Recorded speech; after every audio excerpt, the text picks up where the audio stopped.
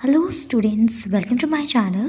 तो आज के इस वीडियो में हम बात करने वाले हैं एमए ज्योग्राफी। अगर आप परस्यू करना चाहते हैं यूपीआरटीयू से तो इसकी कोर्स डिटेल्स के बारे में इस वीडियो में आप एमए ज्योग्राफी का पूरा सिलेबस देखेंगे। डिटेल सिलेबस जिसे मैं कहूँगी, आपको एग्जाम का पैटर्न पता लगेगा, आपको कितने सेमेस्टर्स होंगे, किस सेमेस्टर में एग्जाम्स होंगे, फीस और बाकी की सारी चीज़ें, जॉब अपॉर्चुनिटी, सारी चीज़ें आपको इस वीडियो में देखने के लिए मिलेंगी।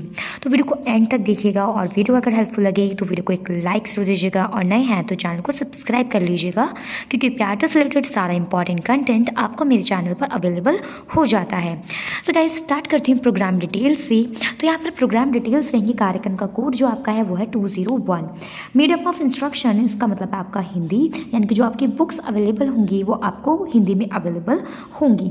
मिनिमम क्वालिफिकेशन फॉर एडमिशन, आपको क्या चाहिए, इसमें कोई एंट्रेंस आपको एग्जाम नहीं देना है, डायरेक्ट एडमिशन होता है। सिर्फ आपको 3 इयर्स बैचलर डिग्री चाहिए ज्योग्राफी में, या फिर ज्योग्राफी ऑनर्स के साथ अगर आपने उसे कंप्लीट किया है, देन आप एमए इन ज्योग्राफी या फिर एमएससी इन ज्योग्राफी यूपीआरटीयू से परस्यू कर सकते हैं।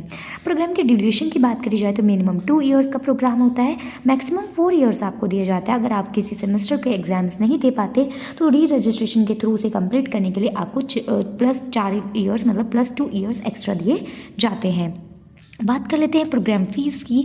तो 8000 फीस आपकी 1 साल की रहेगी, plus 100 rupees for prospectus. Next आपका असाइनमेंट वर्क इसके अंदर एसेंशियल होता है, मतलब आपको अपनी फाइल्स का वर्क करना होता है। असाइनमेंट क्या होते हैं, ये भी कैसे बनाने हैं, इससे रिलेटेड मैंने वीडियो आपको चैनल पर प्रोवाइड करी हुई है। तो यहाँ पर कुछ बताया गया है आपके एग्जाम पेपर्स के बारे में। यहाँ पर पैटर्न ने कहा है 3 कंपल्सरी पेपर्स होंगे दोनों ही ईयर्स के अंदर। एक डिसिप्लिन इलेक्टिव को सेंट्रेड पेपर होगा दोनों सालों में कोर कोर्स के साथ में। 1 paper from the discipline in both the year and 1 paper of non credit compulsory foundation course का आपका दिया जाएगा सेकेंड ईयर में।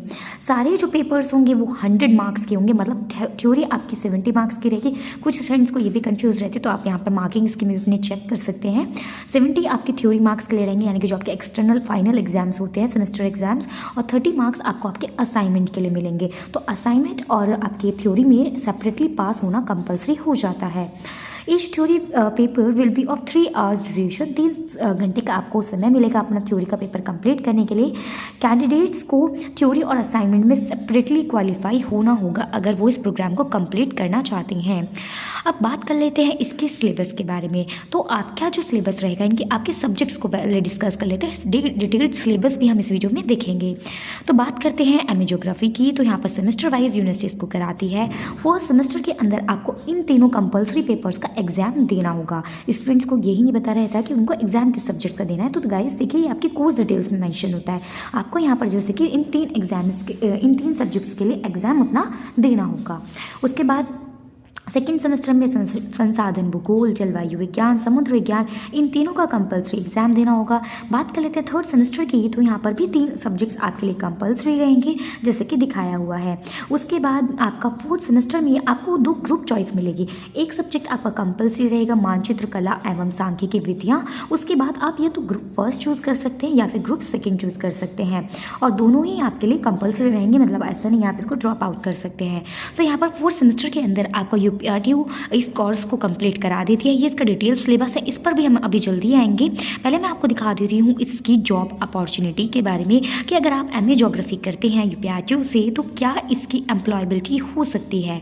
तो देखिए, ज्योग्राफी जो है बहुत ज़्यादा यूजफुल सब्जेक्ट बन गया है। अलग अलग कॉम्पिटिटिव एग्जाम्स के अंदर सिविल सर्विसेज हो या फिर राजस्थान एडमिनिस्ट्रेटिव सर्विसेज हो, ज्योग्राफी सिर्फ फिजिकल, इकोनॉमिक या सोशल कंडीशंस नहीं बताता है आपको इंडिया की, बल्कि या फिर यूपी की। इसका नेचर जो है अब अप्लाइड हो चुका है और वो solving environmental and urban problems solve करने में आपकी हेल्प करता है। उसके बाद ज्योग्राफी आपको रीजनल प्लानिंग के बैकग्राउंड के बारे में बताता है, डेवलपमेंट के केस में और सस्टेनेबल डेवलपमेंट में हेल्प करता है। जो मॉडर्न टेक्निक्स है ज्योग्राफी की, वो रिमोट सेंसिंग में, जीआईएस, जीपीएस, इन सब रिसोर्सेज में यूज़फुल हो सकती हैं। एनवायरमेंट मैनेजमेंट में और डिजास्टर मैनेजमेंट में यूज़ होती हैं। इसके बाद ये तो इसकी इंपॉर्टेंस हो गई कि अगर आप ज्योग्राफी पढ़ना चाह रहे हैं तो क्या उसके गोल आपके हो सकते हैं। अब पढ़ लेते हैं इसको। कोर्स को कंप्लीट करने के बाद आपको कहाँ पर जॉब अपॉर्चुनिटी मिलेंगी। तो फर्स्ट है टीचिंग एंड रिसर्च। नॉर्मल सी बात है, अगर आप रिसर्च कर रहे हैं, पीएचडी का वर्क करने वाले हैं, तो ये एमए ज्योग्राफी आपके लिए बहुत ज़्यादा हेल्प रहेगी। और अगर आप टीचर बनना चाहते हैं देन तो ये एमए ज्योग्राफी आपके लिए डेफिनेटली हेल्प करेगी। नेक्स्ट, टाउन प्लानिंग डिपार्टमेंट्स में आप वर्क कर सकते हैं। थर्ड, आपका रीजनल प्लानिंग के अंदर आप वर्क कर सकते हैं। रिमोट सेंसिंग टेक्निक्स के अंदर आप वर्क कर सकते हैं। स्टैटिस्टिकल डिपार्टमेंट जो होते हैं वहाँ पर भी रिक्रूटमेंट निकलती है आपकी ज्योग्राफी सेक्शन के लिए। उसके बाद रूरल, अर्बन या फिर एग्रीकल्चर प्लानिंग के अंदर ज्योग्राफी का वर्क रहता है। उसके बाद वाटर रिसोर्सेज के जो डिपार्टमेंट्स हैं वहाँ पर जॉब अपॉर्चुनिटी रहती है आप लोगों के लिए। Next, demographic study of departments, जैसे कि सेंसस वगैरह की कंडक्ट होती है, वहाँ पर भी के थ्रू आपका क्वालिफिकेशन रहता है। उसके बाद एडमिनिस्ट्रेटिव सर्विस में तो आपको पता ही होगा, सेंट्रल या स्टेट गवर्नमेंट के एग्जाम्स होते हैं, उसमें आपका geography subject as a choose करा जाता है। और मैं आपको बताऊँ तो आप अपना यूपी टेट या सीटेट देते हैं तो उसमें भी इसका कहीं ना कहीं वेटेज इंक्लूड रहता ही है। तो गाइज ये था इसका आपका पूरे जॉब अपॉर्चुनिटी। अब बात कर लेते हैं इसकी स्कीम ऑफ द एग्जामिनेशन। 2018 से ये प्रोग्राम आपका यूनिवर्सिटी ने स्टार्ट करा है। इस एग्ज़ाम की स्कीम कैसे रहेंगी ये देखिए। तो मैक्सिमम 100 मार्क्स का आपने देख लिया, 30 + 70 मार्क्स का आपका थ्योरेटिकल पेपर होगा। तो इसमें आपके जो पेपर हैं और जो मैक्सिमम मार्क्स हैं वो शो करे जाएंगे आपके सिलेबस में, जो कि आपको दिखाया गया। असाइनमेंट पार्ट भी आपको उसका कंप्लीट करना होगा। हर कैंडिडेट को पास होना होगा प्रीवियस और फाइनल ईयर एग्जामिनेशन में, और कम से कम उसे 36% मार्क्स लानी है टोटल अपने पेपर्स के अंदर अगर उसे पास होना है। कोई भी डिवीजन अवार्ड इसमें नहीं दिया जाता है प्रीवियस एग्जामिनेशन के लिए और ना ही फाइनल एग्जामिनेशन के लिए। आपके जो कंबाइंड मार्क्स होते हैं प्रीवियस और फाइनल एग्जामिनेशन के, वो टोटली फिर बाद में दिए जाते हैं। वो किस तरीके से दिए जाते हैं देखिए। Continuous evaluation in the form of periodic assignments, जो आप अपने असाइनमेंट्स कंप्लीट करते हैं, मिड टर्म टेस्ट वगैरह देते हैं, उसकी वेटेज 30% रहती है। उसके बाद सेमेस्टर एग्जाम होते हैं आपके, कोई इंटरनल एग्जाम जिसमें नहीं होते हैं। स्टूडेंट्स का ये भी कंफ्यूजन रहता है, कोई भी इंटरनल एग्जाम नहीं होंगे, डायरेक्टली आपके सेमेस्टर एग्जाम होंगे जिनका वेटेज 70% रहेगा। उसके बाद डिवीजन शिल be awarded for successful candidate and about the examination on the basis of aggregate marks. आपको जो डिवीजन मिलेगी ना वो फाइनल ईयर कंप्लीट होने के बाद मिलेगी, आपकी मार्कशीट में लिखी हुई नहीं आएगी, बल्कि आपकी जो डिग्री आती है बाई पोस्ट उसमें लिखी हुई आएगी। जो मैंने आपको डिग्री दिखाई हुई है आप उसमें जाकर के चेक करिएगा किस तरीके से आपका डिग्री का स्ट्रक्चर होता है। चैनल पर मैंने उसकी वीडियो डाली हुई है। उसके बाद आपको दिखाया गया फर्स्ट डिवीजन होती है अगर आपका 60% या इससे ज़्यादा आते हैं, और सेकंड डिवीजन के लिए 48% लेकिन लेस देन 60% अगर आपके रहते हैं। थर्ड डिवीजन अगर आपके 36% आते हैं या फिर लेस देन रहते हैं 48% से, तो ये आपका डिवीजन का क्राइटेरिया रहेगा। उसके बाद बात कर लेते हैं इसके अंदर हम यूपीआरटी की, इसके अंदर डिटेल सिलेबस की, यानी कि जो आप सब्जेक्ट्स पढ़ेंगे उसमें क्या क्या सिलेबस आपको कंप्लीट करना होगा।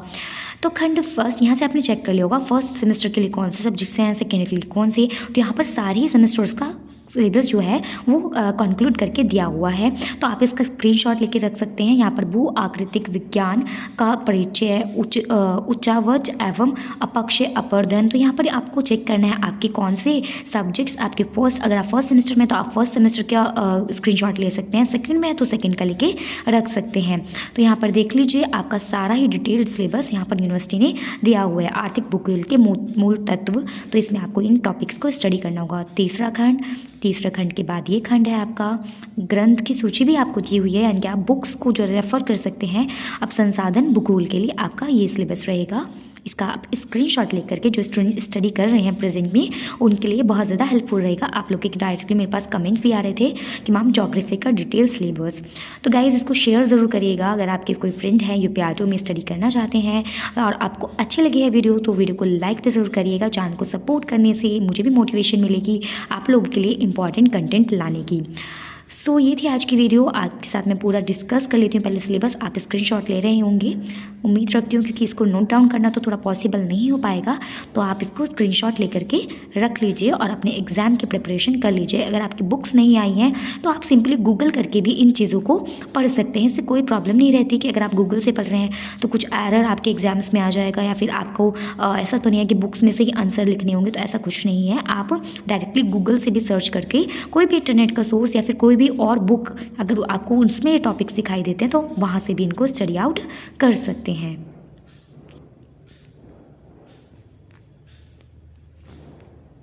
परिवहन भूगोल आप इनके स्क्रीनशॉट ले सकते हैं। रेल परिवहन, फिर राजनीतिक भूगोल में से आपके कुछ टॉपिक्स हैं, आप इनका स्क्रीनशॉट लेके रख सकते हैं।